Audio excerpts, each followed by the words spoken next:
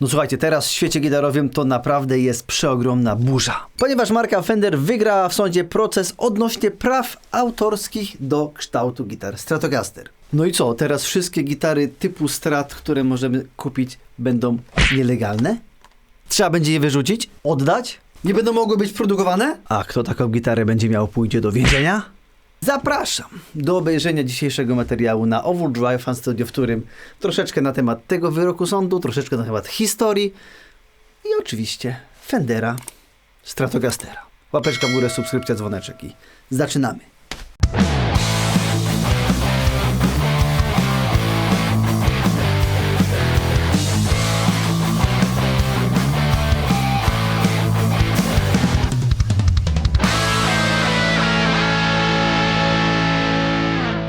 Słuchajcie, i o co chodzi tak naprawdę? Kilka dni temu w Niemczech, w sądzie w Düsseldorfie, Fender wygrał sprawę z producentem chińskich gitar, które były bardzo podobne do Stratów. Producent się nazywał Yivi Philharmonical Musical Instrument, czy coś tego typu. Oni to na AliExpress sprzedawali. No i co w związku z tym? Sąd, słuchajcie, uznał, że kształt naszego Stratocastera jest oryginalnym dziełem artystycznym, więc podlega prawu autorskiemu. No i co to tak naprawdę oznacza? To oznacza, że firma nie może produkować gitar w kształcie Stratocastera i sprzedawać ich na terenie Unii Europejskiej, a wszelkie tego typu wykroczenia będą się wiązały, wiadomo, z karami finansowymi, czy tam jakimiś więzieniami itp. itd. No i dlaczego ta sprawa jest tak duża? Po pierwsze, daje to Fenderowi znacznie inną pozycję w tym całym świecie, jakby decydowania o tym, co się dzieje. Znaczy, to się nie dzieje w tym momencie już teraz, natomiast coś tam się pozmieniało. Przecież wszyscy dobrze wiemy, że cała masa różnego rodzaju firm robi gitary, które z daleka wyglądają jak Stratocaster, mimo że Stratocasterami nie są. I to nawet nie chodzi o zwykłe budżetowe instrumenty, wiecie, za $100, tylko nawet o gitary z custom shopu, robione ręcznie przez lutników, czy firmy naprawdę z pozycją. Chociażby mój Schecter Nicka Johnstona oraz mój Fujigen, które jakby nie patrzeć są gitarami typu Strat. Co najlepsze, w 2009 roku podobna akcja miała miejsce. Wtedy to Fender chciał jakby chronić kształt Stratocastera jako swój znak towarowy, ale przegrał tą sprawę, ponieważ sąd wtedy uznał, że kształt, te gitary w ogóle są tak popularne, tak produkowane od tylu lat w takich ilościach, że to nie jest znak towarowy. Tutaj też chodzi, wiecie co, o kwestie patentowe. Oczywiście Fender, marka Fender, która tam wiadomo, zapoczątkowana przez Leo Fendera, który to wszystko wymyślił, tak, potem wykupiona przez CBS, potem znowu jakieś zamieszanie. Patent na wszelkie gitary oczywiście swoje miała, natomiast te patenty też wygaszają i to był jeden z argumentów, że ten patent już dawno temu wygasł. Firmy tak naprawdę od lat 70. albo i wcześniej masowo robiły gitary typu Stratocaster. Zresztą między innymi firma Ibanez powstała po tym, jak zaczęła kopiować gitary właśnie Fendera. Tam zaczęli zmieniać główeczki, lekko kształcik i tak powstała firma, która bazowała właściwie na kopiach. Teraz ma swoje oczywiście modele, no ale zaczynali jako firma kopiująca Fendery i zaczęli dokładać po prostu swoje własne pomysły i wdrażać do tego swoje modele. I nawet przecież założenie przez Fendera marki Squier i produkcji japońskich od 1982 roku była po części związana z tym, że i tak w tej Japonii te gitary inne firmy robiły, więc stwierdzili, dobra, to już róbmy tam oficjalne te nasze Fendery jako Squiery.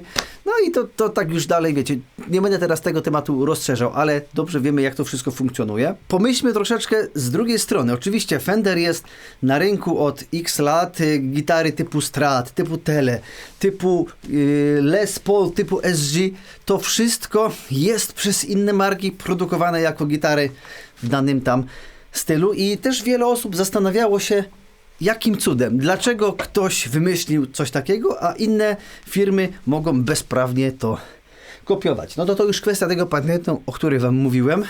Natomiast dochodzą jeszcze takie tematy, że wszystkie te firmy nigdy nie robiły tych gitar 1 do 1. Podstawowym tematem była zawsze zmiana główki. Wiadomo, Fender miał zawsze dwa rodzaje główki. Albo ten duzi z lat 70., albo tą taką standardową główeczkę.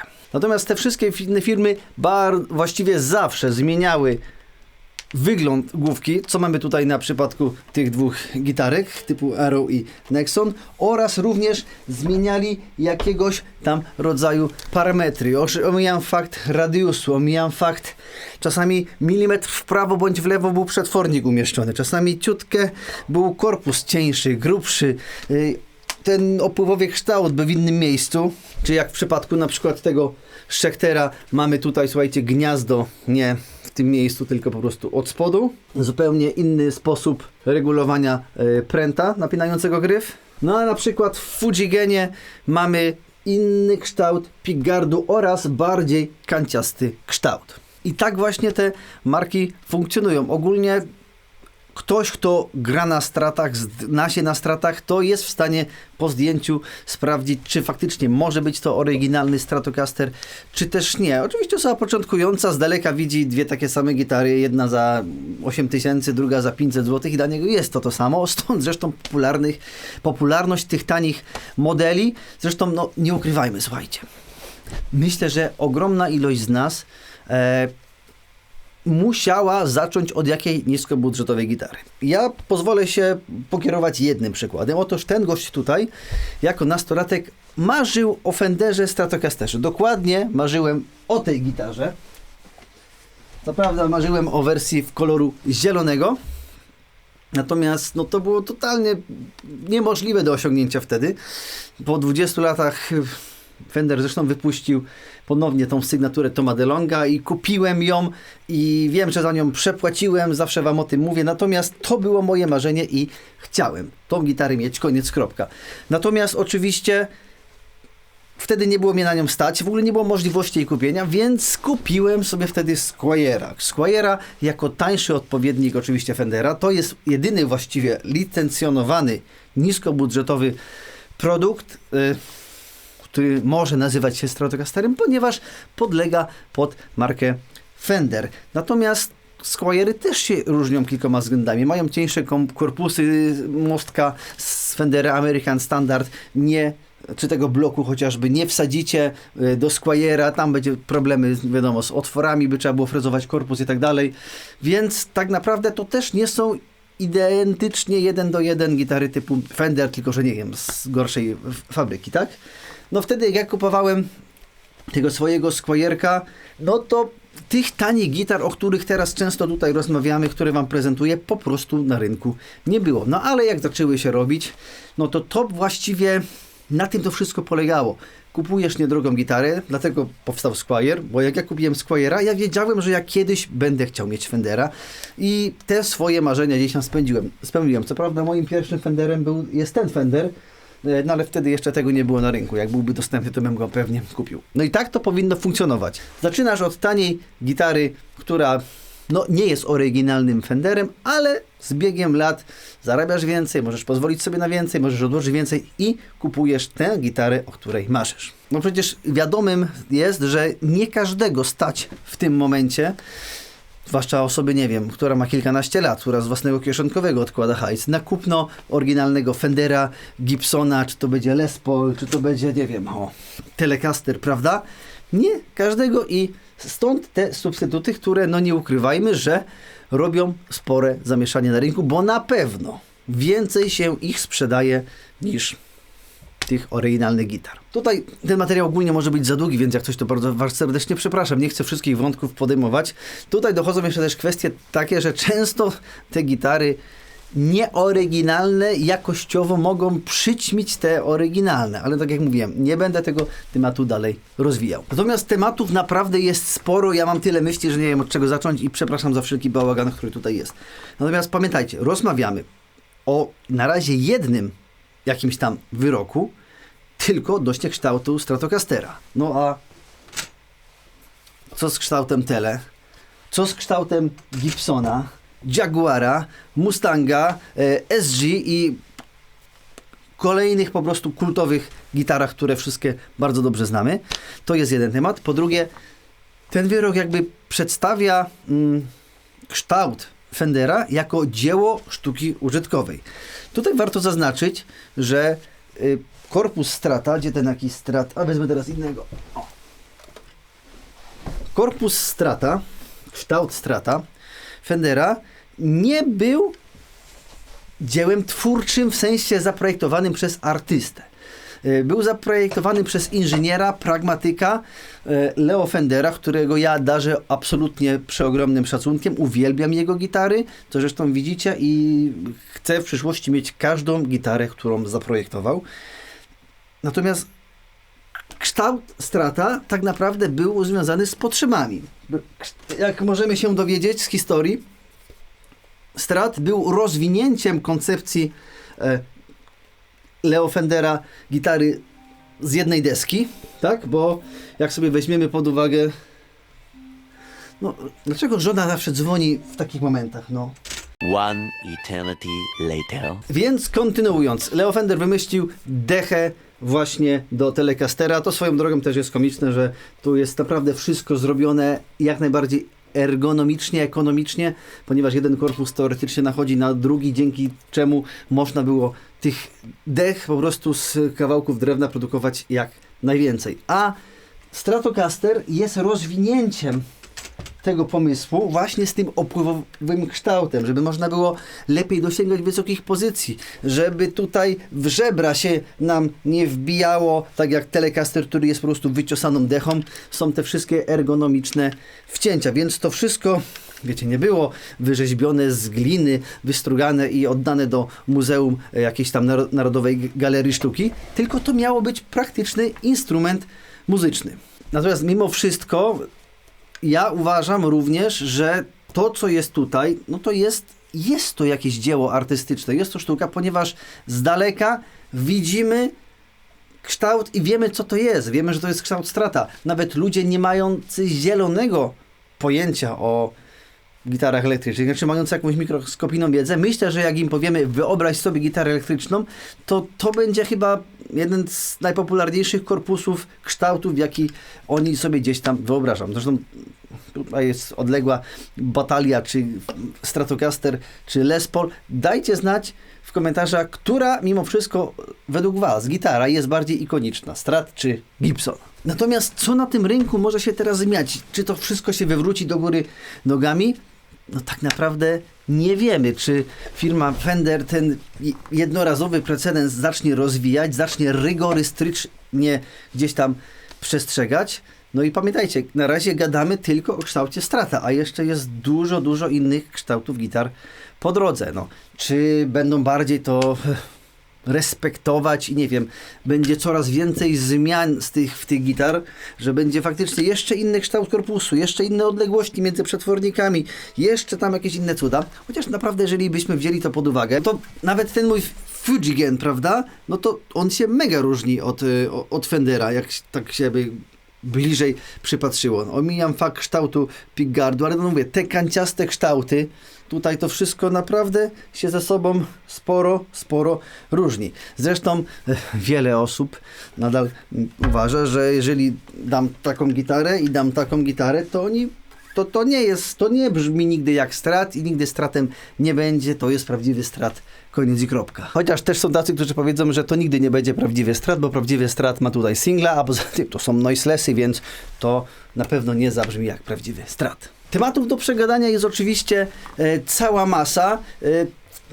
Ja staram się gdzieś być neutralnym w tym wszystkim, jako wielki fan oczywiście konstrukcji Fendera, który mega szanuje to, co Fender wypuścił, stąd też cała linia gitar Fender po prostu w mojej kolekcji, którą regularnie gdzieś tam powiększam. Natomiast wiem, jak wygląda rynek, wiem, jak wygląda to, co się tutaj wszystko dzieje. No wiecie, to już jest tak głęboko rozrośnięte, że ja naprawdę sobie nagle nie jestem w stanie wyobrazić tego, że te marki produkujące te tanie gitary stratopodobne będą musiały przestać to robić lub będą musieli wprowadzać absolutnie radykalne zmiany konstrukcyjne w tych instrumentach.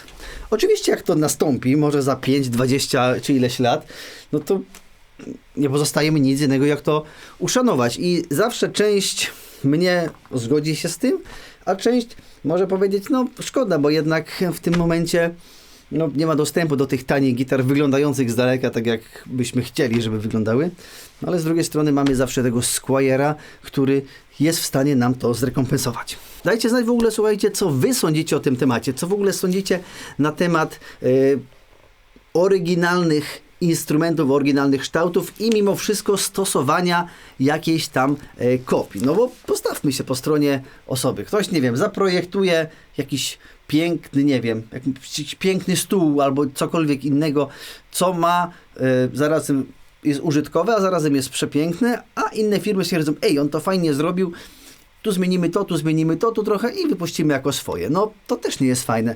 Chociaż sami dobrze wiemy, że tak przecież na rynku się dzieje, że zawsze jak coś powstanie mega, to jakaś inna firma wypuści coś podobnego. No nawet ten durny, znaczy nawet nie durny, nawet ten przykład Thermomixa, tak? Thermomix i potem Lidl wydał swoją wersję, która jest 3 razy tańsza. Tam też były jakieś sprawy sądowe. W sumie to nie wiem, jak się kończyły, ale chyba Lidl wygrywał zawsze, bo nagle się okazało, że wiecie, no to jest niby to samo, ale jednak co innego. No bo mimo wszystko, jeżeli jakaś firma wpadnie na jakieś genialne urządzenie ułatwiające życie typu zszywacz, to zawsze znajdzie się inna firma, która stworzy swoje urządzenie tego typu, które również jest zszywaczem, ale ma na przykład inne rozwiązania konstrukcyjne niż to, ale obie służą do tego samego, ale obie z daleka wszyscy wiemy, do czego służą i że jest to zszywacz, prawda? Natomiast słuchajcie, jest to też dobra okazja, żeby wam powiedzieć o pewnej ciekawej książce, którą wyrwałem jakiś czas temu. Otóż jest to książka Legendarne gitary, ilustrowany przewodnik Tony'ego Bacona, która została przetłumaczona, wydana również po polsku. Jak chcecie się właśnie dowiedzieć o początkach gitar Stratocaster, o tym, jak to się rozwijało, czy na temat innych gitar, jest to bardzo fajnie napisane, jest mega dużo obrazków. Polecam wam serdecznie. Nie wiem, na którym roku w tym momencie ja jestem, gdzieś tutaj w okolicach tych 50 któregoś. Dużo ciekawostek, dużo ciekawych informacji. Powiem wam, że tak, żeby sobie oderwać się od tych internetów, położyć w łóżeczku po prostu i naprawdę pooglądać sobie te gitarki i poczytać. Bardzo, bardzo wam serdecznie polecam. Książka jest dostępna na stronie Alma Pressu, czyli wydawcy. Słuchajcie, w tym momencie jest ona na promce, tam jest chyba 30% rabatu, ale ja zagadnąłem do wydawcy i dodatkowe 5% rabatu z kodem OFS na zakup tej książki. Natomiast słuchajcie, czekam koniecznie na wasze komentarze, co myślicie odnośnie tej sytuacji, co myślicie, co będzie, jak wy się odnajdujecie w całej tej tematyce. Dajcie znać, jakie są wasze marzenia, czy też zaczynaliście o gitarze, nie wiem, Strato, czy tam Les Paul podobnej, nieoryginalnej, a teraz dopiero was stać na to, albo jeszcze nawet nie macie tego celu, ale i tak chcecie do niego dążyć. Napiszcie o swoich potrzebach, o swoich marzeniach. Jakiś będzie ładny komentarz, który chwyci mnie za serducho, to słuchajcie, ta książka powędruje do tej osoby, poinformuję gdzieś tam to a propos rozwiązania tego mikrokonkursiku bezpośrednio na moich mediach społecznościowych lub też na YouTubie. Także zapraszam was do komentowania i jeszcze raz dziękuję wam za oglądanie tego materiału. Nie mogę się doczekać waszej decyzji. Możliwe, że wiecie, jest teraz burza i za rok czasu, za 2 lata nic się zupełnie nie zmieni, a może będzie jakaś rewolucja, no. Piszcie. A kto przewidzi, słuchajcie, przyszłość tak 1:1, to dostanie za 2 lata jakąś nagrodę specjalną. Nie wiem jeszcze jaką, ale na pewno coś wymyślę. Dziękuję wam serdecznie. Dziękuję patronom kanału za wsparcie, łapeczka w górę, subskrypcja, dzwoneczek i czekam na was w kolejnych materiałach na Overdrive Fan Studio. Zapraszam do zapoznania się właśnie z historią gitar Stratocaster, z historią innych marek, no i w tych moich różnych gitarowo-perkusyjno-rockowych filmikach. Na razie, cześć, pa!